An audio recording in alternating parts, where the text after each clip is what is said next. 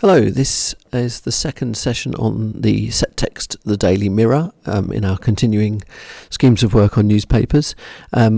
We are looking at audience in this session, having gone through media, language and representations.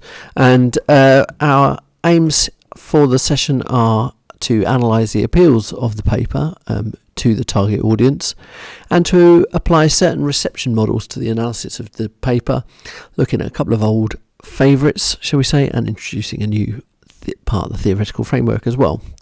But before we get on to any of that, just worthwhile pausing at this point to have a look at how newspapers fits into the Component 1 exam.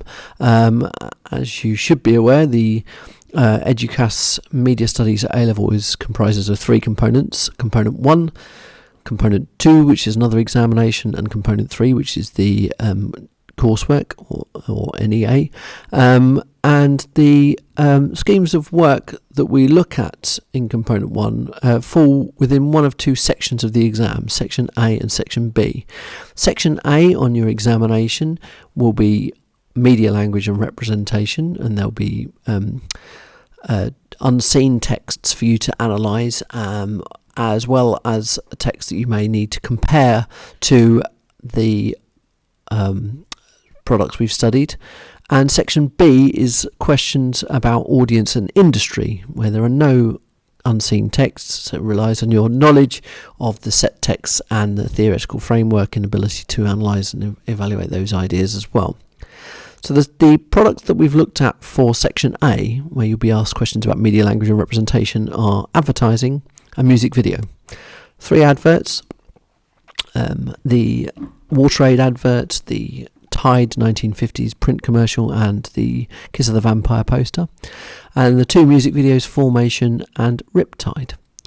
For Section B, audience and industry, advertising does play a part in this as well, but only for audience. And then you've got the two texts we study for film marketing, I, Daniel Blake and Black Panther, Assassin's Creed 3, Liberation for video games, and you've got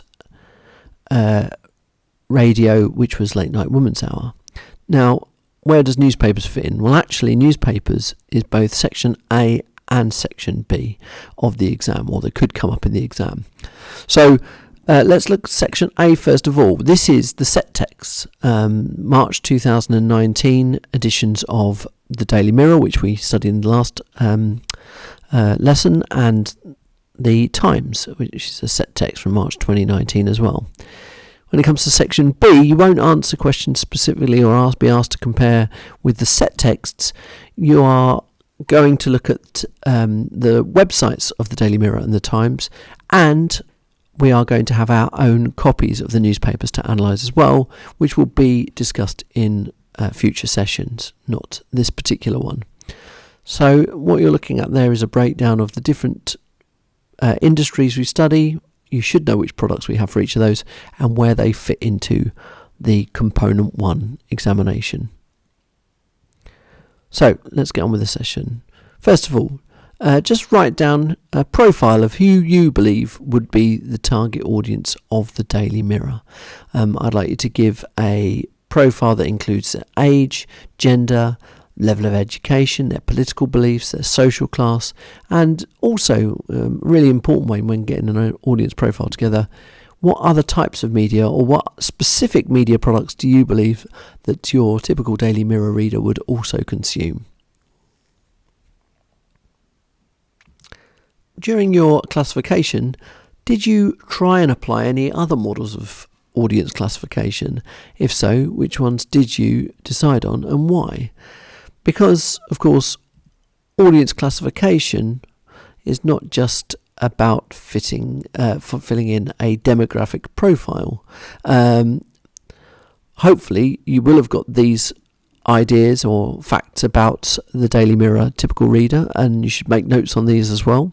So your Daily Mirror typical reader is from a working class background, both male and female. There is no particular gender split on the readership of the Mirror.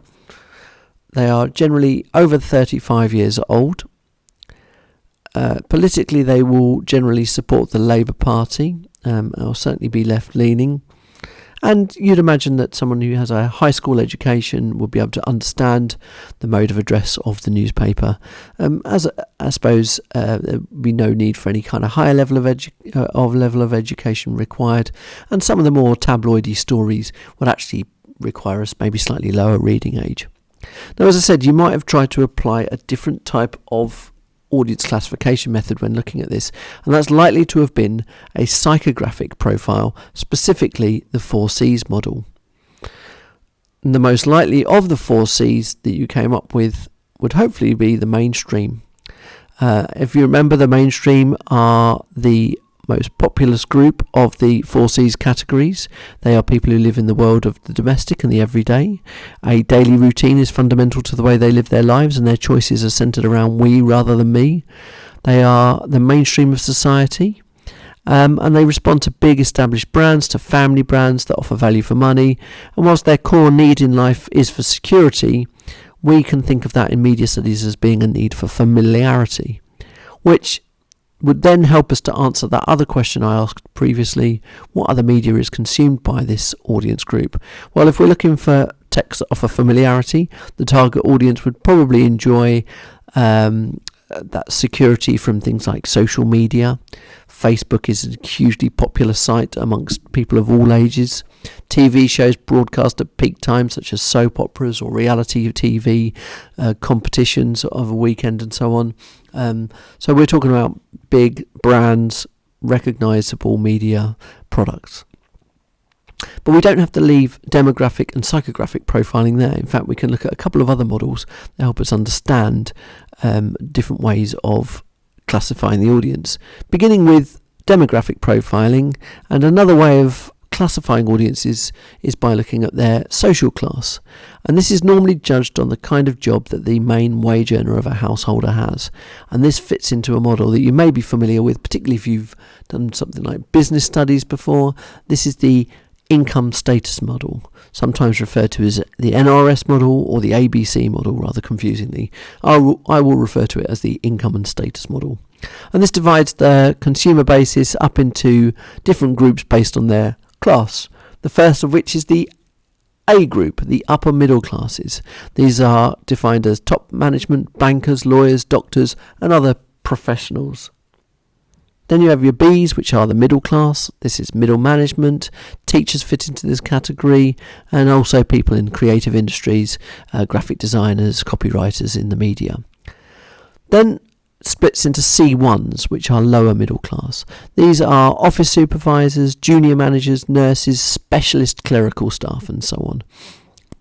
And then C2s, which are your skilled working classes.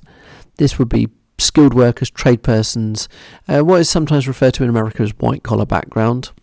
So someone who needs specific qualifications for the trade they work in. Then Ds are what we might traditionally think of as working class people, semi-skilled, unskilled manual workers, what in America is referred to as blue collar workers. And I guess also you would probably have people within the service industry falling into this category, possibly even people who work in call centres, depending on the nature of the calls that they handle, of course.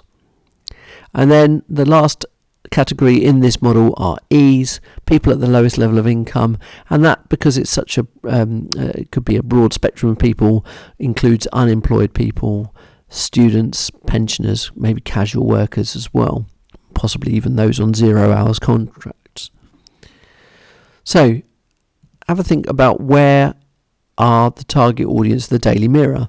This model is often referred to by using several categories at once. So an advert for perhaps a high-end luxury car might target ABs, is how it is referred to, whereas perhaps a magazine targeting a working class audience might be C2, Ds and Es. Okay, so it's referred to the groups. It's very rare that a media product is targeting just a single group.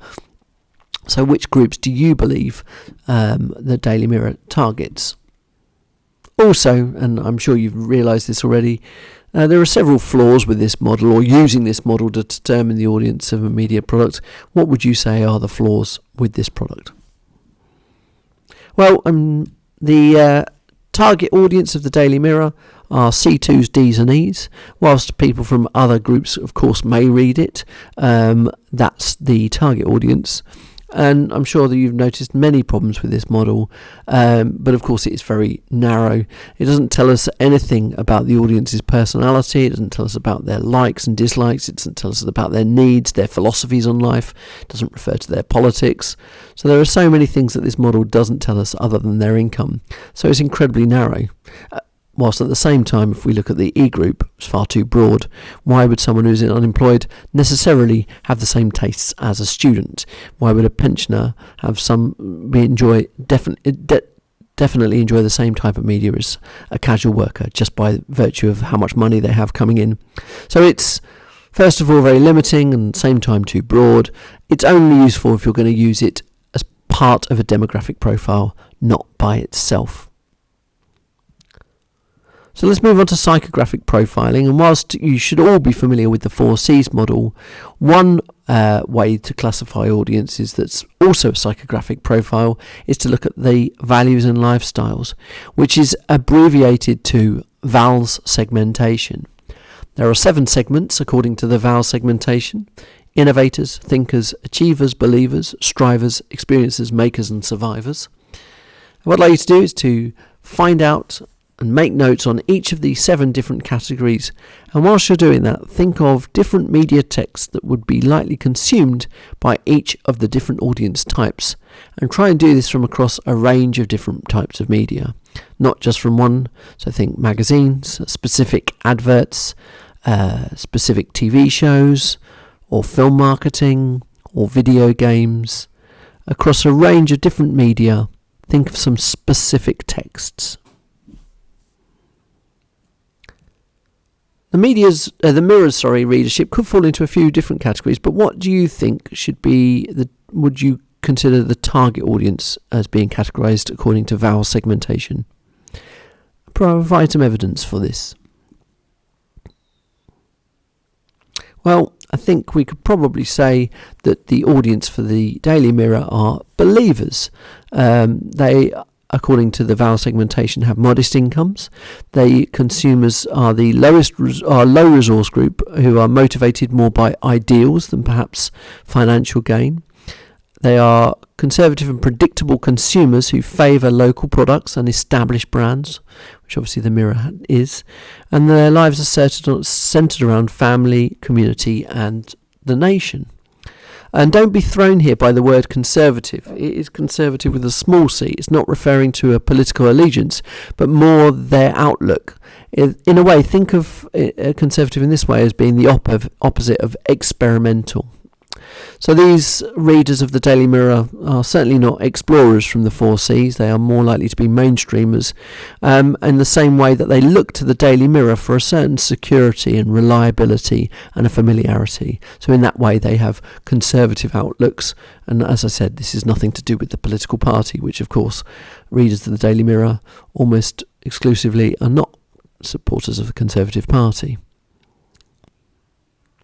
So once you know the target audience of a media product, it is an opportunity to understand the appeals of a text and the paper.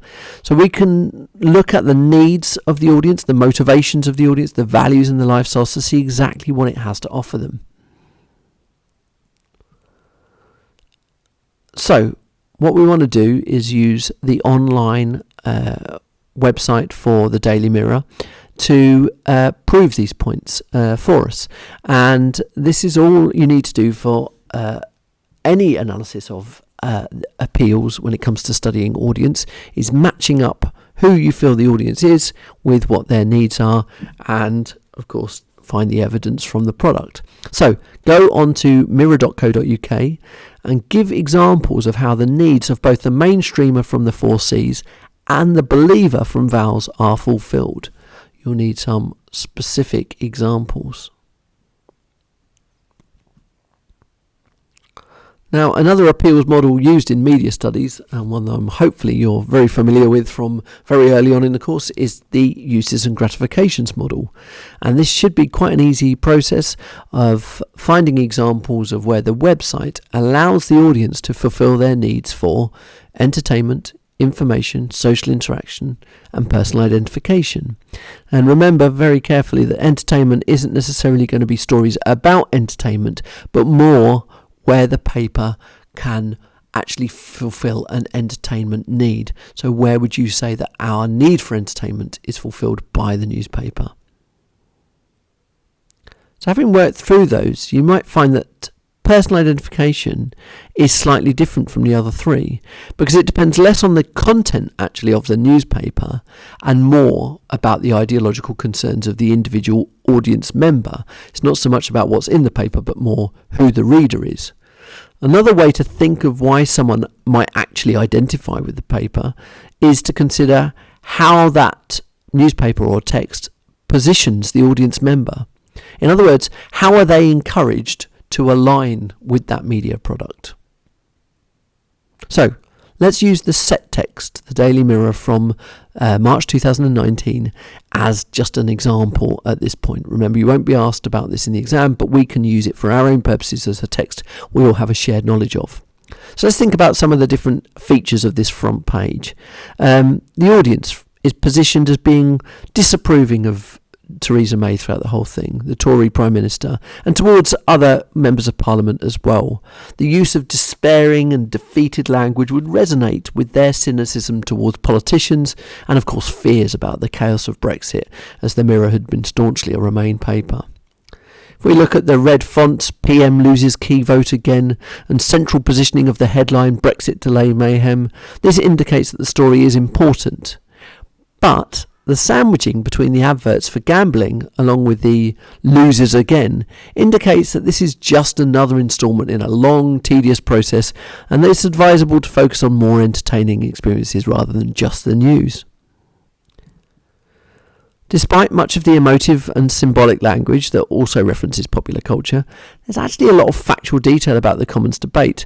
The cut and thrust of the proceedings narrates what could be quite a dry and inaccessible series of arguments. So again, the Mirror is positioning the audience to really, in a way that suggests that the audience needs a bit of narrative and needs some assistance to make this more lively rather than just a dry political story.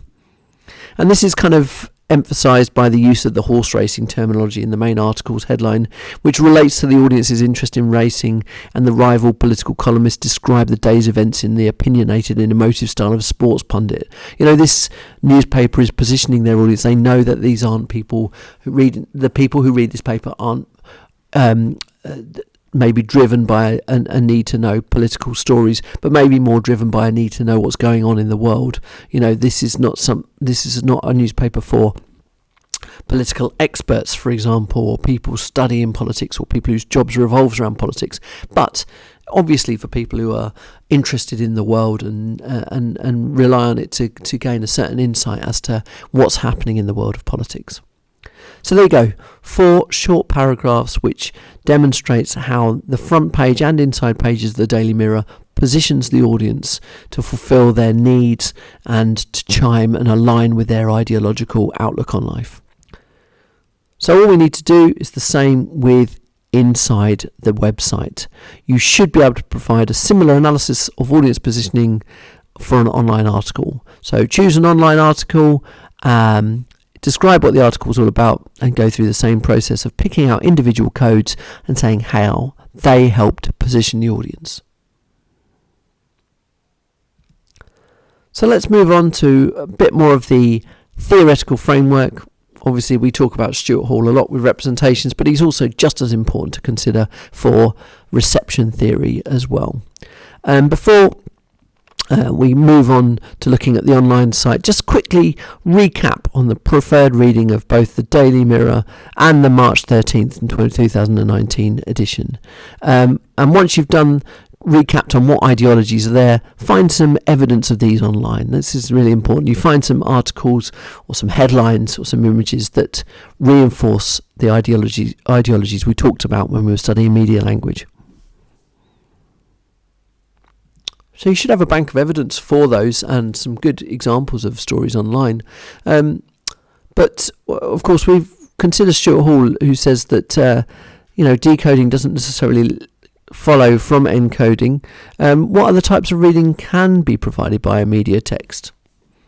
So obviously, according to Hall, there are two answers to this: oppositional and negotiated. So what I'd like to do is to think of reasons why someone might take an oppositional reading to the Daily Mirror.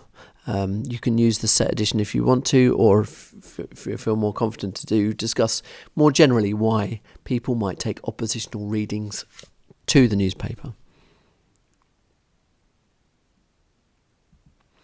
And then move this online and find examples of stories from the mirror.co.uk that audiences might take oppositional readings of for different reasons. And remember, it's not just enough to find stories that people wouldn't like necessarily. It's not about that, but it's people who understand the ideological concerns and purpose of the text, but reject it and decode it with their own framework.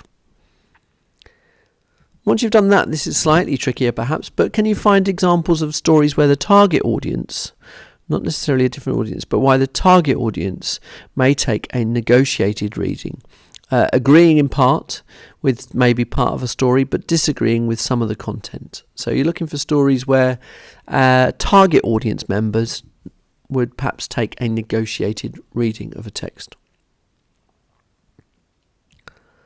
So shorthauls are most useful for us when considering the responses, reception of a product, but we can't ignore the concept of media effects and the possibility that whilst we use the media as outlined by the uses and gratifications, there is a sort of prevailing idea for generations now that maybe the media has an impact on us. So my first question really is, will the set text, will the March 2019 edition make people who read it think that Theresa May is useless and that Brexit will be more difficult to achieve with her as Prime Minister?